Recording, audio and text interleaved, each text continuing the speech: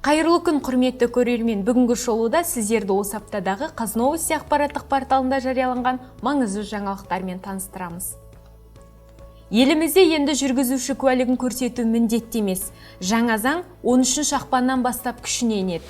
Зейнетақы төлемдерін жүзеге асырудың алғашқы 2 күнінде қазақстандықтарының арнайы шотына 112 миллиардтан астам қаржы аударылды. Кадр даярлауға арналған гранттар сұранысқа ие бағыттарға ғана бөлінеді. Бұл туралы үкімет отырысында білім және ғылым министрі Асхат Аймағамбетов мәлімдеді.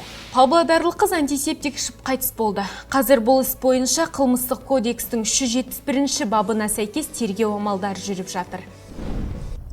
Апта соңында Қазақстанда эпидемиологиялық ахуал жақсарып, еліміз сары аймақтан жасыл аймаққа өтті. Бірақ Ақмола, Солтүстік Қазақстан, Павлодар облыстары әлі қызыл аймақта тұр.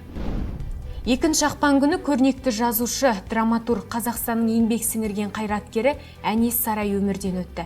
Президент Қасым-Жомарт Тоқаев қарымды қаламгердің отбасы мен жақындарына көңіл айту жеделхатын жолдады. Әлемнен бірер ақпар. Әлемде коронавирус жұқтырғандар саны 103 миллионнан асты. Індетті жұқтыру жағдайлары ақш, Үндістан, Бразилия, Ұлыбритания, Ресей елдерінде көп тіркелген. Қаңтар айында азық-түліктің әлемдік бағасы күрт өсті. Мысалы, астықтың әлемдік бағасы 7,1%-ға көтерілді.